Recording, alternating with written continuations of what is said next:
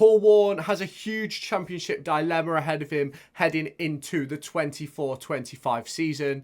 In every season that he's been there, he's been unable to keep Rotherham in the championship, but now he has the opportunity, with most likely a much bigger budget, to keep a team in the championship for the first time in his career. There's also a possibility that he could be challenging in places in the league that he has never been able to do before. So what are the challenges that face Paul Warne this summer?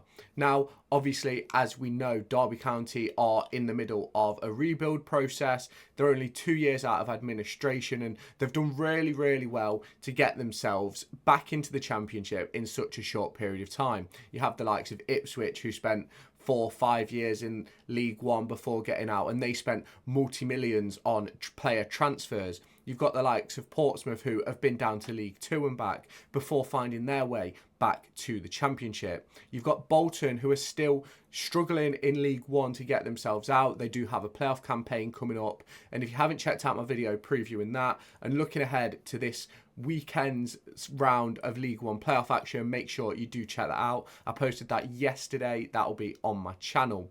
If you have not done so already, make sure you hit that subscribe button. We're going to get into all things Paul Warne and Derby County in this video, and if you do want to stay tuned to all my latest EFL, League One, football and Formula One content, do make sure you hit that subscribe button down below or in this top corner. We do have the membership program on this channel. If you do want to join that, the link for that will be down in the description.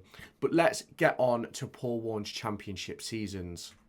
So in his time at Rotherham, he had two part seasons and 2 full seasons. He came in 16-17, taking charge of 28 matches, where he collected 16 points with 4 wins, 4 draws and 20 losses, 22 goals scored and 55 conceded. And then obviously the 22-23 season before he joined Derby County, where they were in 5th place when he moved on, with 3 wins, 5 draws and 1 loss, 12 scored, 6 conceded on 14 points. Now, his first season in charge and his last bit in charge ultimately isn't really the ones we want to go off. What we really want to go off is the 2 full seasons and taking a look into the transfers he made during those periods, because he's got a big summer window ahead of him. I've got some transfer target videos coming up over the next few days, so do make sure you stay tuned to the channel for that one. And it's going to be really interesting to see how Paul Warne handles this rebuild over the summer. Obviously, he has, I think it's 13 players leaving, 13, 14 players leaving. Obviously, there's a few of those who have retain clauses in their contract based on appearances or club options. Now, the retain list isn't out as I'm releasing this video. Well, as I'm recording this video on the 1st of May.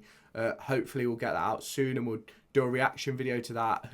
Who's staying, who's going, and take a look at the squad depth for the club. But the main thing that we want to look at as Derby County fans is the 2 full seasons that he spent in charge at Rotherham in the Championship. Now, you have the 18-19 season where I think it was Mason Mount scored a hat-trick against them in a 6-1 win or a 4-0 win, something along those lines, as Derby County. And what a season that was for Derby County. But for Paul Warne, he was only able to collect 40 points, scoring 52, conceding 83. Again, with conceding a lot of goals, as you can see, in all of his time, apart from the 22-23 season and the 2021 season, and hopefully that's something he can tighten up over the summer. Obviously, Derby had the best defensive record in League One this season, with the Golden Glove going to Joe Wildsmith for 20 clean sheets in 40 games in the league, and that's mega impressive. Obviously, in 18-19, Paul Warne collected 8 wins, 16 draws and 22 losses. That's a total of 40 points. In 2020-2021, it was 11 wins, 9 draws and 26 losses.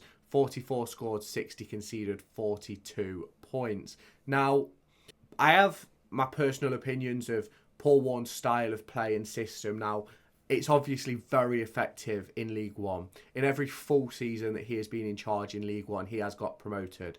Now, can he translate it? Can he adapt it to the Championship? Now, I think a lot of the problems with Rotherham was his budget. Now, don't get me wrong, he was adored at Rotherham. He spent a long time there. He was trusted by the fans and by the board and things like that.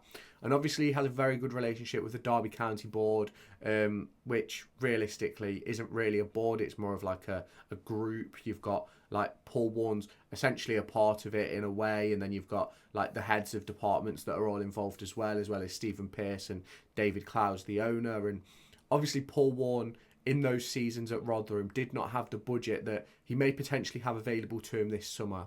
Now, if we do go through some of the transfers Paul Warne made at Rotherham, you've got the likes of Freddie Ladapo, you've got Dan Barlasa, you've got the likes of Semi Agyei. Obviously brought in Josh Vickers to Rotherham, then also has brought him to Derby. You've got Connor Washington, who he took to Rotherham, who he's also brought to Derby. So you've got a few players in there who sort of have crossed over between the clubs. And if we do take a look at Rotherham's total transfers over his time there, so that's from 16-17 all the way up to when he left in 22-23. Over that period, there was 72 total signings, and he only paid fees 4 times. And that was a total spend of just over £1 million.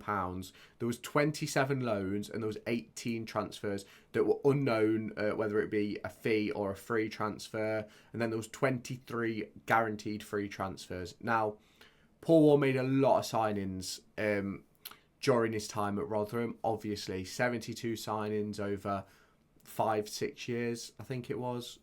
Let's just count it up in my head. So you got 16-17, where I don't think he was in charge for January. You've then got 17-18, so there's a year. 18-19, 2 years. 19-20, 3. You're probably looking at 7 years, really. So you've probably got 13, 14 transfer windows in there, which works out at what? 7, maybe 5, 6 transfers a window, which Derby already know we're going to need more than that this summer. Obviously we've got players that could stay, but for me, I think we need a couple of centre halves to add some depth in that area and potentially move Bradley out. I'm not saying Bradley isn't good enough. I just think we need some younger options. We probably need a left wing back, left full back. So there's 3. I think we need a few midfielders. Obviously, at the minute, we've only got Tyrese Forner contracted. But obviously, we could end up with 3 already. But for me, I think we need 3 new midfielders. Ibu Adams, I think, has to get done. And I think we need a couple of creative minds in that midfield. And obviously, it would be really good if those midfielders could play further forward as well, the more creative ones, because then you've got more options. Obviously, then we've only got 2 wingers in Mendes Lang and Corey Blackett-Taylor. So if we re-sign Barkhuizen, we've got 3, but I probably think you need 4, maybe 5 with the way we play, the system we play. And obviously, it'd be good if those can play as strikers as well, because we know Paul Warne sometimes likes to play 2 strikers, 2 strikers or 2 in behind, or a 4-4-2 with a box, so you're more narrow. So I think we're going to need a lot of bodies this summer. Obviously, contract extensions and stuff will obviously change what he does end up doing. But obviously, it's going to be a big window for Paul Warne, and this is his major dilemma. He's got to find a way to make his system work to keep Derby in the Championship. Ultimately, Derby have worked very hard, and Paul Warne has worked incredibly hard to get Derby into this position, to be back in the Championship, and they won't want to let that slip. Now, Derby obviously had one of the best budgets in League One last season, but that budget that they had in League One is like half of the league average for the Championship. Now, it still won't be the worst budget in the league. It also won't be the best budget in the league, but they need to make sure that they spend effectively and adequately. It wouldn't surprise me if we saw some bodies coming in from abroad, because obviously those transfers in England, especially when you're paying fees at the moment, can be quite extortionate. And you look at Blackburn Rovers, they're wanting £20 million for Sammy Szmodics. He's 29 years old. He's had an incredible season, but it's his first good Championship season, and I just don't quite think he's worth that. And I think that just shows what you can get out of a player if they have a good season, what you can ask for, evaluate a player at. And I think Derby County are going to have to look abroad or at foreign players at minimum to get to get the squad filled out. Obviously, we are already looking at Ibu Adams. There's a potential bid of £250,000 going in. Hopefully that can get done. But for me, Paul Warne has a wide range of issues which he's got to focus on. Now, I think if we get Ibu Adams, we need one more player in that sort of style, because if Ibu Adams was to get suspended, if Ibu Adams was to get injured, we'd need someone to cover that gap. We're obviously losing some very technical players in Max Bird, going to Bristol City, and then obviously there's potential that the likes of Corey Smith or Conor Horahan might not have their contract renewed, and they're going to be big losses in a technical aspect to the team, and they're going to need replacing. Now, Corey Smith is more of a sitting midfielder who will dictate the play. Now, I think Derby need someone who's similar to that can play a little bit further forward, more of an advanced position, who can get on the end of crosses and create chances and things like that. And that's something which I'll be looking for Derby County to bring in this summer. Obviously, the forward line is going to be something that majorly needs developing, because at the moment we have 4 players contracted in that forward line for next season who I'd consider as around the first team. You've obviously got the 2 strikers of Connor Washington and Dejon Brown. You've then got the 2 wide players of Blackett Taylor and Mendes Lang. Now, there's a lot of talk about Barkhazen having an appearance-based extension clause. Whether he has or not, I don't know. We'll have to wait for the retained list to see if that is true and if that option has been taken. But it's going to be interesting to see how he develops that forward line. Obviously, Dwight Gale and James Collins are out of contract. Gale showed that he's still got a lot about him in his 5 or 6 games before he got injured. But I think that is the conversation. 5 or 6 games and he got injured again and he broke down. And is he going to be able to stay fit for 20, 30 games? Who knows? Obviously, every transfer is a risk. You look at bringing in John Jules, only really played, 300-400 minutes over an entire season, and that cost Derby a fair chunk of money. And these are things that Derby have got to look at. Obviously, you do have those players that are coming back off injuries that could obviously offer a lot, and they're probably going to be cheaper because of their injuries. But it then puts you in a situation where, what if they can't cope with the demands of a Paul Warne training week? What if they can't cope with the demands of a Paul Warne pre-season? Like, I've seen a lot of people talking about potentially going and getting Bielik back from Birmingham if they were to get relegated, which is looking like a possibility. But for me, I don't think he'd cope with a Paul Warne style unless he played at centre-half, in complete honesty. And I think he'd be a good centre-half, but I think he'd be too expensive for us anyway.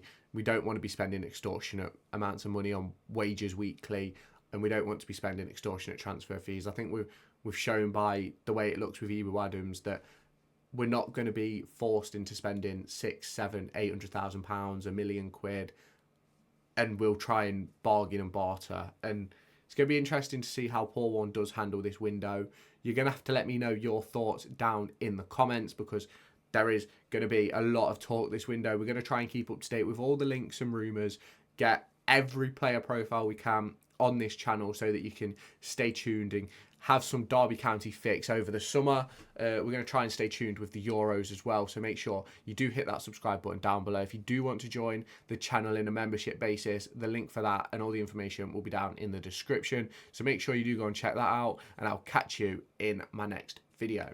Make sure to go and find me on TikTok, pictured here, and Twitter, pictured here.